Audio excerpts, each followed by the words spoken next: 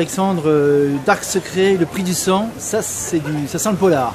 Oui, tout à fait. C'est un polar qui se passe à Nice, Cannes, Monaco, Los Angeles, New York et Las Vegas.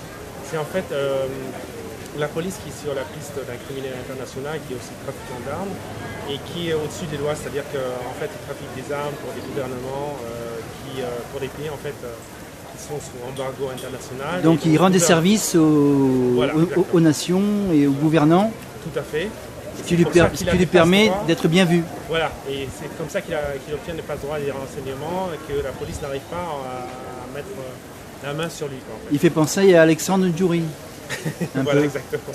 Hein, qui est quand même un personnage qui a trafiqué à haut niveau. Voilà, ou sinon à Khashoggi ou à d'autres trafiquants.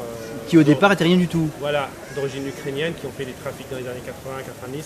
C'est un petit peu un personnage de synthèse, donc c'est parti sur des pistes de personnes qui ont réellement existé, qui existent toujours, mais dont j'ai fait un personnage central qui s'appelle Diaz, Bolic. Bolic Diaz. Voilà, donc en fait c'est un type... et Diaz Bolic. Voilà. Donc diabolique, c'est un type diabolique avec sa petite amie qui est dans les services secrets français, donc ce qui amène encore du piment à la chose.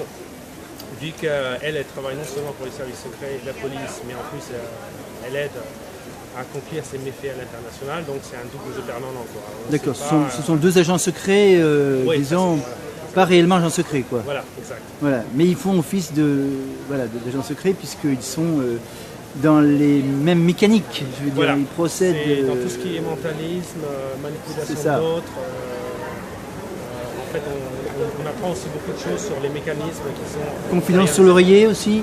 Oui, Confidence aussi. Sur l'oreiller. Oui. Il y a des scènes assez sexy dedans aussi, donc des scènes de violence mais assez stylisées, donc, parce que moi j'aime plus la violence qui soit stylisée et donc pas crue. D'accord. Il y a aussi des yakuza et la mafia russe qui s'en mêle, qui veut absolument mettre la main sur son cartel et lui il se laisse pas faire. Donc en fait il manipule carrément les services de police pour qu'ils se débarrassent. D'accord, mais c'est un roman. Donc voilà. C'est un roman. C'est un roman. Qu'est-ce qu'il y a de vrai là-dedans sur Nice par exemple Sur Nice, enfin ça se passe à Nice, on a l'impression de voyager à travers l'histoire de Nice aussi, ouais. en même temps que le personnage. Mais Nice est gangréné par la mafia Là, en fait, je n'aborde pas ce sujet. Hein, donc, oui, mais vous a inspiré quand même. Oui, plus ou moins, mais c'est juste que le personnage il passe dans Nice et il y a des actions qui se passent à Nice. Et on ne va pas sur des espèces de discrétion sur la mafia niçoise. Hein. D'accord, mais ça vous a fortement inspiré, quoi. Non, pas vraiment. En fait. C'est plus un polar qui va sur l'international. À New York et Los Angeles. Voilà, mais Nice est très présent, Cannes, Monaco aussi.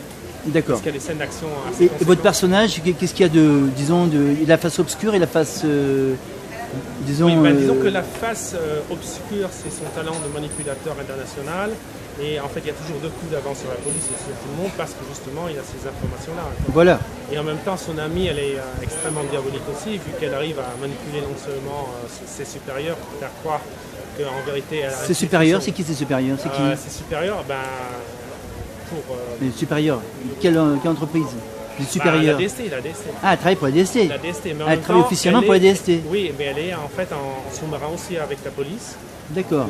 Pour justement essayer de le capturer. Donc, mais ils ne savent pas qu'en vérité, elle travaille pour lui. Elle travaille pour plusieurs services voilà, alors. Exactement. Ah d'accord. Oui, il y a agent double, agent triple.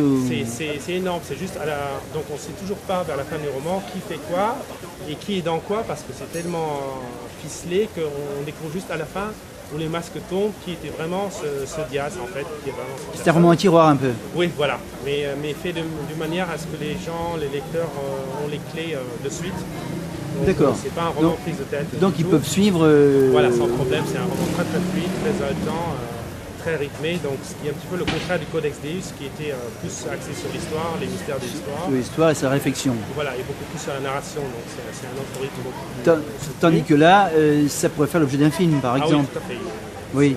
C'est presque un scénario de film. Pourquoi le prix du sang? C'est-à-dire que le sang a toujours un prix? Oui, tout à fait, parce que en fait, j'explique dans ce livre, à travers les 50 dernières années, tous les trafics qui ont eu lieu avec divers gouvernements, c'est donc dont parle le personnage.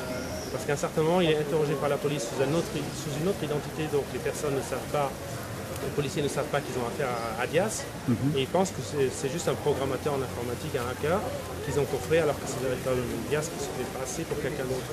D'accord. Et il leur donne des informations pour pouvoir se débarrasser de ses concurrents en fait.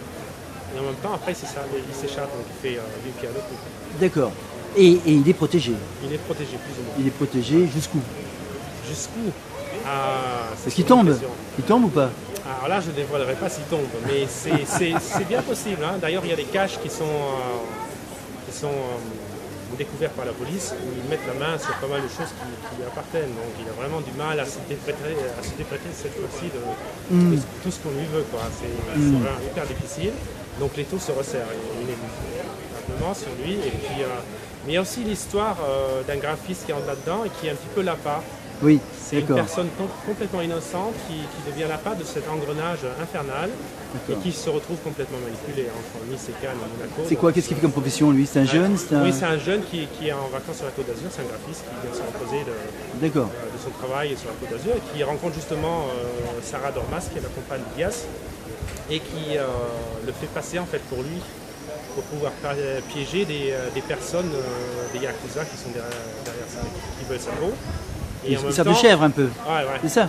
Ça de chèvre. D'accord. Donc c'est l'appât. D'ailleurs, c'est un de mes chapitres, c'est l'appât.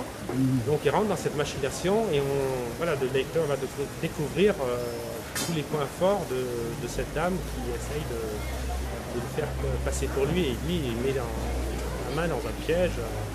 Parce que c'est infernal. C'est inexorable. Il est obligé de tomber dedans et... Voilà.